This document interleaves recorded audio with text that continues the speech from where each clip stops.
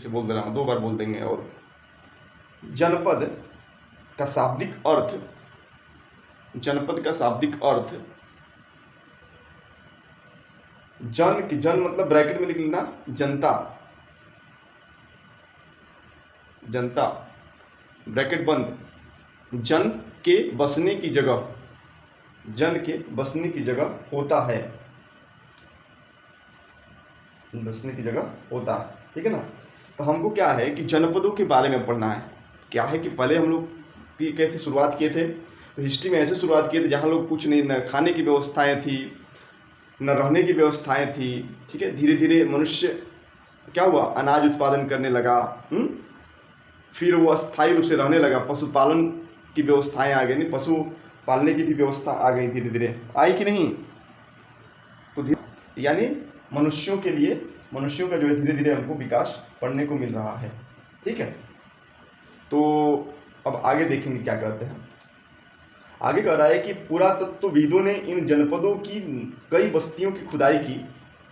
अब खुदाई करने के बाद क्या हुआ, खुदाई की, बस्तियों की खुदाई। पहले हम लोग हड़प्पा सभ्यता के बारे में हम लोग पढ़ा होगा कि हड़प्पा सभ्यता में कैसे कैसे वहाँ के घर होते थे, मकान होते थे, वहाँ की सड़कें होती थी, हैं, ये सब हम लोग नगरीय व्यवस्था उसका पढ़ लिया था ना। तो हम लोग ने शुरू में, अब शुरू से स्टार्टिंग से हम लोग देखेंगे तो कैसे कैसे मनुष्य कभी नदी के किनारे लोग बसते थे। नदी के किनारे बसने का रीजन क्या होता था, रीजन ये होता था कि लोग वहाँ पे जो है पानी की व्यवस्थाएं रहेंगी तो खेती हो जाएगा अच्छे से, हमारे पीने के लिए व्यवस्थाएं हो जाएंगी। ऐसे ऐसे लोग, फिर उसके बाद हड़प्पा सभ्यता का अंत हो गया। आए कुछ लोग कई प्रकार से अंत उसका मानते हैं, कुछ लोग मानते हैं कि प्रलय आ गया, ऐसे करके। तो कई रीजन था हड़प्पा सभ्यता का पूरा अंत होने का, ठीक है। उसके बाद मैंने वैदिक सभ्यता हम लोग पढ़े थोड़ा थोड़ा, है। वैदिक सभ्यता के बारे में हो सकता है कि आगे और पढ़ने को मिलेगा, हो सकता है कि अगले क्लास में मिले। तो फिर हम लोग क्या किए कि आगे पढ़े कि ऋग्वेद, वेदों की रचना हुई उत्तर वैदिक काल में, ठीक है ना। उसके बाद हम लोग पढ़ा कि वर्ण व्यवस्था आया, ये सब हम लोग पढ़ चुके हैं। अब हम लोग पढ़ेंगे जनपद पढ़ेंगे, ठीक है ना। जनपद में जो है लोग के रहने के स्थान को जनपद कहा जाता था, ठीक है, या कहा जाता है, आज भी कहा जाता है जनपद। लेकिन जनपद व्यवस्थाएं अब उसका नाम चेंज हो गया है, राज्य, देश, महादेश, ये सब जो है ना कई प्रकार का नाम हो गया है। तो पहले जो जनपद हमारे देश में होता था वह स्टेट, अभी इस समय वो स्टेट राज्य के रूप में, जैसे मगध महाजनपद, जनपदों में महाजनपद होते थे कई प्रकार के, आगे हम लोग पढ़ेंगे उसके बारे में धीरे धीरे, ठीक है। तो मतलब जनपद का अगर शाब्दिक अर्थ पूछा जाए तो शाब्दिक अर्थ आप लोग लिख चुके हैं कि जनता के रहने की या बसने की जगह को हम क्या कहेंगे, जनपद कहेंगे। इतना बात आप लोग समझ में आ गई होगी, इतना बात सबको समझ में आ गई होगी, बोलो सबको इतना बात समझ में आ गई होगी ना। तुमको पता नहीं, सबको नहीं दिख रहा है क्या, तुमको दिक्कत है तो मोबाइल देखो, उसका क्या करो कि गूगल मीट को फिर से डिलीट करके फिर से करोगी, अगले क्लास करने के बाद करना, हम करवा देंगे। मोबाइल में तुम्हारा कोई दिक्कत हो गया है, क्लास के बाद कॉल करना, हम उसको सही करवा देंगे, अगर वो कोई दिक्कत होगा तब। पहले कर लो क्लास। जनपद का शाब्दिक अर्थ जन के बसने की जगह, कुछ महत्वपूर्ण जनपद। कोई दूसरा मोबाइल होगा तो उससे जुड़कर देखना, हो जाएगा। पुरातत्वविदों ने इन जनपदों की कई बस्तियों की खुदाई की। कौन करते थे खुदाई? उदाई के बारे में हम लोग पढ़ चुके हैं ना। कौन खुदाई करता है? जो पुरातत्वविद होते हैं वो खुदाई करके, हाँ ठीक है, अतीत के बारे में जानने का प्रयास करते हैं। खुदाई की। दिल्ली में पुराना किला, ठीक है, उत्तर प्रदेश मेरठ के पास हस्तिनापुर, ठीक है ना, एटा के पास अतरंजी खेड़ा, इनमें प्रमुख हैं। तो आप लोग थोड़ा सा नोट कर लो। पुरातत्वविदों ने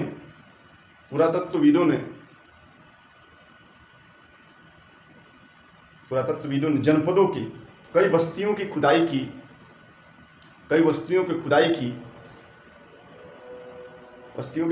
जिसमें दिल्ली के पास पुराना किला,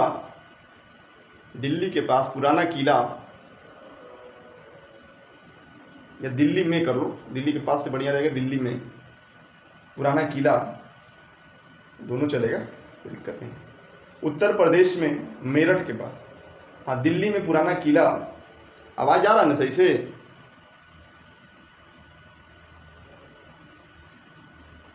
क्या बोले, लिख लो, ये वाला तो है, दिल्ली में पुराना किला।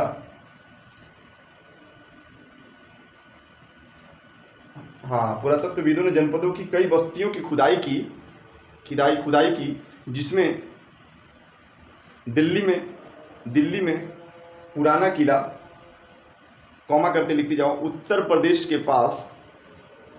में मेरठ के पास, उत्तर प्रदेश में मेरठ पड़ता है, ठीक है, वो दिल्ली के आसपास है। उत्तर प्रदेश में मेरठ के पास हस्तिनापुर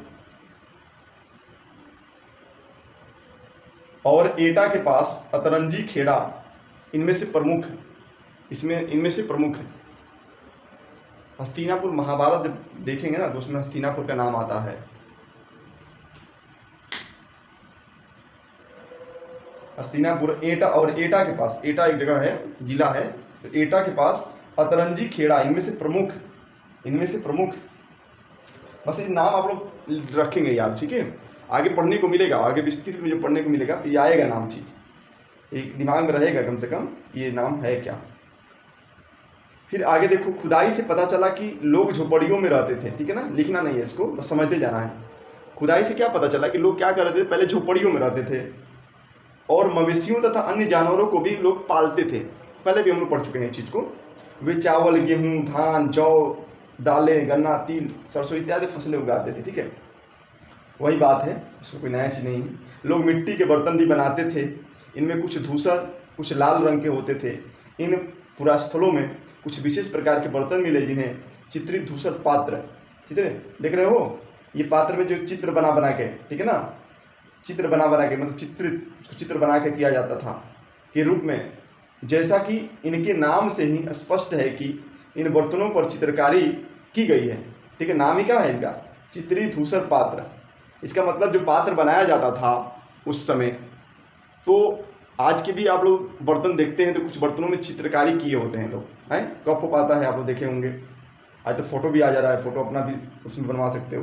पहले भी लोग क्या करते थे, कुछ ना कुछ चित्रकारी करते थे अच्छा लगने के लिए, उस समय लोग प्रयोग करते थे इतना। आमतौर पर सरल रेखाओं और ज्यामितीय आकृति के रूप में है, ठीक है, उसके बारे में पढ़ने को जोते हैं।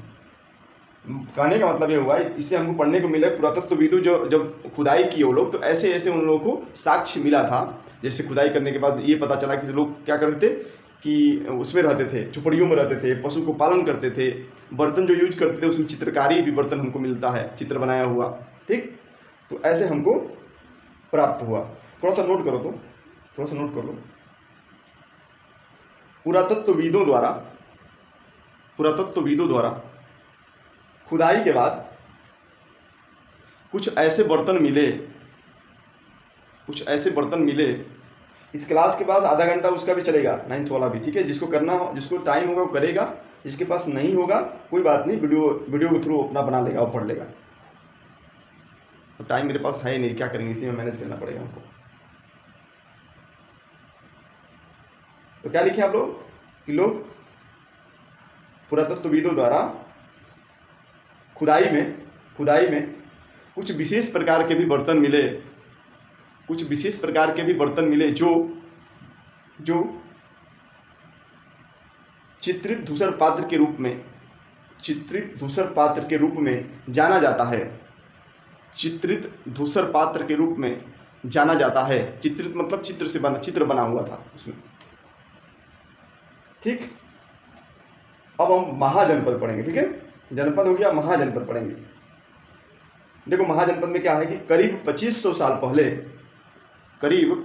साल पहले कुछ जनपद अधिक महत्वपूर्ण हो गए थे, ठीक है। तो अभी बताया ना कि आगे महाजनपद के भी पढ़ना होगा, तो लगभग करीब 2500 साल पहले कुछ जनपद अधिक महत्वपूर्ण हो गए थे, इन्हें महाजनपद कहा जाने लगा। यानी कई जनपद उसके अंतर्गत आते थे तो महाजनपद के रूप में वो जाना जाने लगा, यानी बहुत महत्वपूर्ण हो गया था। जैसे में मगध महाजनपद जो है वो बहुत महत्वपूर्ण महाजनपदों में आता था, बहुत महत्वपूर्ण। आज के रूप में देखा जाए तो बिहार वाला जो पार्ट है वो महाजनपद हमारा आता है मगध महाजनपद के अंतर्गत। ऐसे उसका क्षेत्र बहुत बड़ा था, आज के हिसाब से तो छोटा है लेकिन पहले बहुत बड़ा था उसका क्षेत्र। तो आप लोग लिखें करीब 2500 साल पहले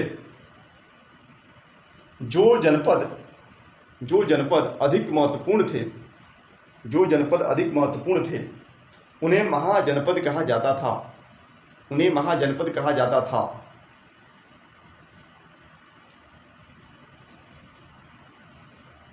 हाँ, करीब 2500 साल पहले, 25 साल नहीं लिखा है यहाँ पर ना, करीब 2500 साल पहले कुछ जनपद अधिक महत्वपूर्ण हो गए जिन्हें महाजनपद कहा जाने लगा या कहते थे। ठीक है, इतना बात आप लोग।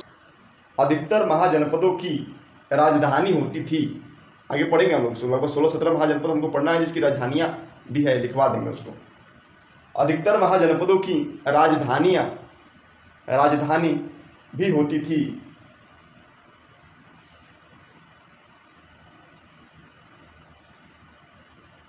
ठीक है, होती थी। अब देखो आगे का है कि कई राजधानियों में किलेबंदी की गई थी, अर्थात इन्हें चारों ओर लकड़ी, ईंटें और पत्थर की ऊंची दीवारें बनाई गई थी।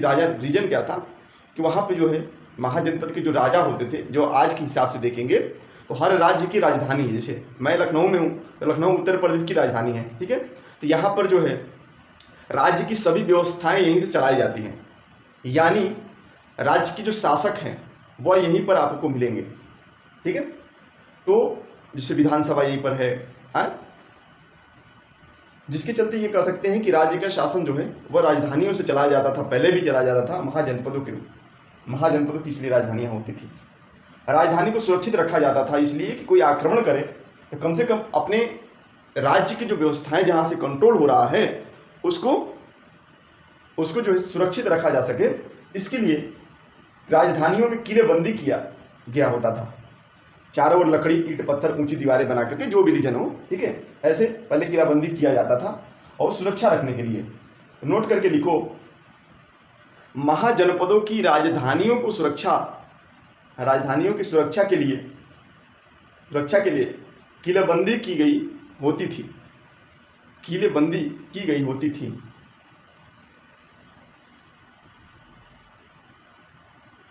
किलेबंदी की गई होती थी यानी राजधानी के चारों ओर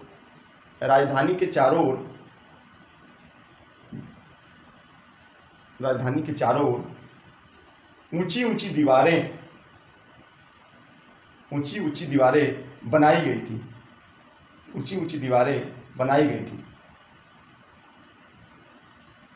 देखो आगे आ गया, देखो आगे क्या लिखा है कि ऐसा लगता है कि लोगों ने अन्य राजाओं के आक्रमण से डरकर अपनी सुरक्षा के लिए, देखो आगे ना, सुरक्षा के लिए इन किलों का निर्माण किया था।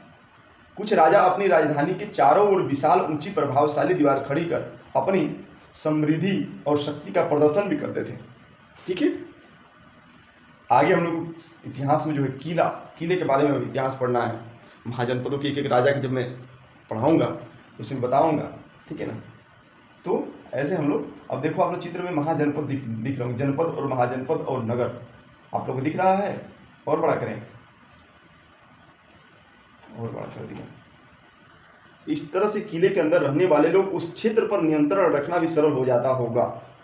इस तरह की विशाल दीवार बनाने के, देखिए कुछ राजा क्या होते थे कि वो दीवार बना करके ये दर्शाते थे कि हम क्या है, शक्तिशाली, यानी शक्ति का प्रदर्शन भी करते थे वो लोग किले बना करके। जितना बड़ा किला उतना राजा माना जाता था कि वह शक्तिशाली होगा। ठीक है, तो किला बना करके भी लोग क्या करते थे, उसको ये मानते थे कि अपना है प्रदर्शन करते थे शक्तिशाली होने का। ठीक है, किले के अंदर रहने वाले लोग उन क्षेत्र का नियंत्रण रखना सरल हो जाता होगा। इस तरह की विशाल दीवार बनाने के लिए व्यापक योजनाएं की आवश्यकता होती थी। अरे बहुत ऐसे किले हैं जो कि मतलब एक पॉइंट बिंदु से, जैसे मैं अभी यहाँ पर हूँ लखनऊ में, तो एक भूल भुलैया वो है, वहाँ पर मैं गया घूमने के लिए, तो वो ऐसा बनाया गया था कि एक अंदर से ही तुम देख सकते हो कि गेट पे कौन आ रहा है। ठीक है ना, तो ऐसे ऐसे किले बनाए जाते थे। ये तो मतलब राजा जहाँ रहते थे ये ऐसे बनाते थे वो लोग कि मतलब सब हर तरीक़ा से सुरक्षित रहे। ठीक है, वैसे बहुत रीजन है, बहुत आप लोग पढ़ने को मिलेगा हर जगह। इस तरह किले के अंदर रहने वाले लोग क्या करते थे, व्यापक योजना का मतलब क्या हुआ कि बहुत अच्छे तरीक़ा से लोग क्या करते थे, बना देते। CCTV कैमरा तो होती नहीं थी उस समय, इस समय ज़माना में हो गया ना, पहले नहीं होता था। ऐसे लोग बनाते थे कि हमको किसी की आवश्यकता ना पड़े, एक जगह से ही सबको पता भी चल जाए बाहर के लोग कौन कौन से आ रहे हैं, कहाँ जा रहे हैं, इसके बारे में। तो बहुत व्यापक योजना बना करके उसकी निर्माण करवाते थे। लाखों की संख्या में ईंटें पत्थरों का इंतजाम करना पड़ता था। हजारों स्त्री पुरुष बच्चों इनके अथक परिश्रम मैंने काम करने वाले, इनके लिए संसाधनों की आवश्यकता पड़ती हुई। अब राजा सेना रखने लगे थे, ठीक है ना। राजा क्या करते थे, सेना रखना। अब देखो सेना शब्द पहली बार आ रहा है, पहले सेना शब्द नहीं आया था। हम लोग इससे पहले जो पढ़ रहे थे, उससे पहले जो राजा के बारे में हम लोग पढ़ा है, मैंने एक शब्द, जब राजा शब्द नया शब्द आया था, सुनाई दे रहा सबको? जब शुरुआत मैंने किया था तो जब राजा शब्द आया था तो आप लोगों को उसी समय बताया था कि उसमें लिखा भी था कि आगे वाला जो आगे जो हम राजा के बारे में पढ़ेंगे वो ये वाला राजा नहीं है। कहने का मतलब है, मैंने बताया था ना कि राजा वो कि जो कि पूरे अपने समाज का नेतृत्व कर रहा हो, ठीक है, बस उसको राजा मान लिया जाता था पहले। लेकिन अब जो राजा आ रहे हैं ये पूरे जनता को, ठीक है ना। उसके बाद अब सुरक्षा की बात आने लगी, धीरे धीरे अब दूसरे राजाओं पे, दूसरी जगहों पे जो है आक्रमण करने की बात आ जाएगी या बचने की बात आएगी। किला इसलिए तो बनाया जाता था कि सुरक्षित रहे हम, ठीक है ना, सुरक्षा के लिए तो बनाया जाता था। तो धीरे धीरे अब क्या आ रहा है कि अब सेना रखने लगे लोग, राजा क्या रखने लगे, सेना रखने लगे। सिपाहियों को नियमित वेतन देकर पूरा साल रखा जाता था, कुछ भुगतान। ये नया शब्द आप लोग के पास आया है, ठीक है ना। बस इतना आप लोग बस ध्यान रखेंगे कि अब हम जो आगे पढ़ रहे हैं बस कहानी जोड़ते जाओ, पिछले जो पढ़ रहे हो ना आप लोग बस उसको जोड़ते जाओगे, एकदम दिमाग में पूरा बैठा रहेगा। तो अब लोग जब पढ़ रहे हैं, अब राजा जो किला के बारे में आ गया, किले की बात आ गई, अब किले के बारे में बात आ गया, तो फिर उसके बाद अब क्या आ रहा है, सेना के बारे में आ रहा है ना। अब राजा सेना रखने लगे, सिपाहियों को नियमित वेतन देकर पूरे साल रखा जाता था। इन्हें अपने पास जो है वेतन के रूप में उन लोगों को वेतन देकर के अपने पास रखा जाता था। कुछ भुगतान संभवतः आहत सिक्कों के रूप में होता था। मतलब कहने का मतलब उस समय के जो सिक्के चलते थे उसके आधार पर मतलब कुछ मुद्राएं दे करके राजा जो है अपने पास नौकरी पर रखते थे। किसको, सेना को। आज भी सेना हमारे देश में है, ठीक है। तो पहले भी अपने अपने राजा जो हैं अपनी अपनी सेनाएं रखते थे। इन सिक्कों के बारे में अध्याय 8 में पढ़ोगे, ठीक है। सिक्का के बारे में हम लोग को पढ़ना पड़ेगा। महाजनपदों के राजा ऋग्वेद में उल्लेखित राजाओं से किस प्रकार भिन्न है, दो अंतर बताओ। अब देखो पहले वाले राजा में बताया ना कि ऋग्वेद में जो हम राजा पढ़े थे वो क्या करते थे कि समाज का नेतृत्व करते थे, ठीक है ना। यानी अपने समाज को ही वो देखते थे और दूसरे राजा से कोई उन लोगों को मतलब नहीं होता था। लेकिन अब जो राजा आ गए, आप लोग खुद से लिख करके बताना, कल आप लोग सब लोग खुद के दो अंतर बताना है छाट करके। इसमें दो अंतर तो मैं बता ही दिया कि अब किले के निर्माण होने लगा, लोग दूसरे राजाओं से बचने के लिए जो है सेना रखने लगे। ऐसे करके अंतर अगर देख सकते हैं तो देख सकते हैं। कौशाम्बी किले के दीवार देखो, ऐसे किले का निर्माण किया जाता था, देख रहे हो ना तो आप लोग, ठीक है, ऊंची ऊंची दीवारें बना करके ईंटों के पत्थरों के। अब कर शब्द आया था, मैंने एक बार बताया था टैक्स क्या होता है ना। अब देखो कर शब्द आ गया, तो कर आप लोग लिख लें, टैक्स लिख लें, अंग्रेजी में टैक्स लिख लो, हिंदी में कर लिखो। तो नया शब्द अब क्या आ रहा है मेरे पास, कर शब्द आ रहा है। तो महाजनपदों के राजा विशाल किले बनवाते थे और बड़ी सेना रखते थे। अब नोट कर लो इसको, महाजनपदों के राजा विशाल किले बनवाते थे और बड़ी सेना रखते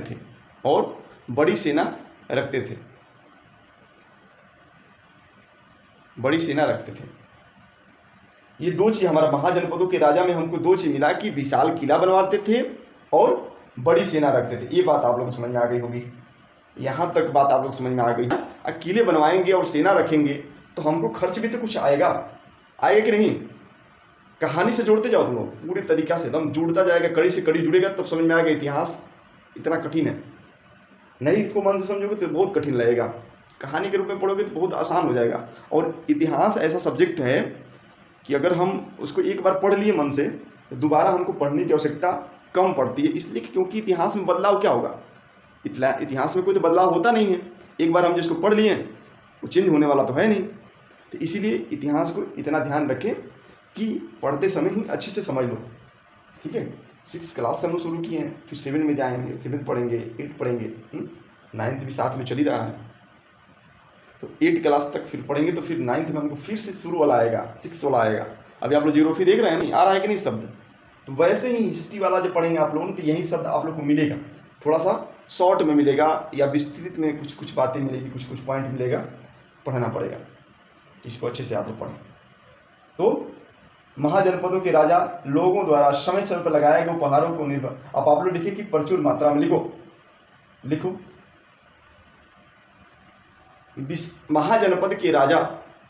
महाजनपदों के राजा विशाल किले और सेना रखते थे विशाल किले तथा सेना रखते थे, जिनके लिए उनको प्रचुर मात्रा में संसाधन की आवश्यकता होती थी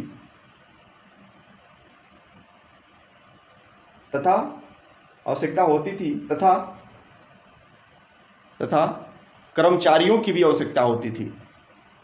कर्मचारियों मतलब काम करने वाले, हर धीरे धीरे बढ़ता जाएगा इसकी व्यवस्थाएं। सेना हो गया, टैक्स क्यों लगेगा वो भी आगे पढ़ने को मिलेगा, आवश्यकता होती थी। इतना बात समझ में आ गया आप लोगों को। आगे देखिए क्या कर रहा है कि अतः महाजनपदों के राजा लोगों द्वारा समय समय पर लाए गए उपहारों पर निर्भर न रहकर, देखो राजा के पास पहले जो आर्थिक जो स्रोत था, आप लोग पहले समझेंगे इसको। जो महाजनपदों के राजा से पहले जो राजा होते थे, उन लोगों के पास जो आर्थिक स्रोत होता था वह जनता के द्वारा, लोगों के द्वारा जो है उपहार के रूप में अनाज दे देना, आभूषण दे देना, कोई भी चीज़ जो है बहुमूल्य चीज़ जो है लोग उपहार के रूप में देते थे, जिस पर राजा निर्भर होता था। क्या होता था? निर्भर होता था। लेकिन अब देखो क्या है, अब क्या अंतर आ गया कि राजा जो है किला बनवाने लगे, सेना रखने लगे, कर्मचारी रखने लगे, तो इसके लिए और कुछ संसाधन की भी आवश्यकता होने लगी। जैसे नगर के विकास करने के लिए कुछ संसाधन की आवश्यकता होगी ना। तो जब ये चीज़ होने लगा, आवश्यकताएं बढ़ने लगी यानी बढ़ने लगी, तो क्या हुआ कि राजा सिर्फ उपहार लेने से उनका राज्य चलने वाला था नहीं। तो धीरे धीरे क्या हुआ कि उपहार पर निर्भर न रहकर के नियमित रूप से कर वसूलने लगे। बात समझ में आ रही है आप लोगों को? कर से पहले कर क्यों लगा, ये इसमें बताया जा रहा है इतना शब्द में। ये चीज़ समझ में आ गया कि कर क्यों आवश्यकता पड़ा। अब उससे क्वेश्चन पूछ लेगा, सिर्फ ऑब्जेक्टिव ही नहीं पूछेगा ना।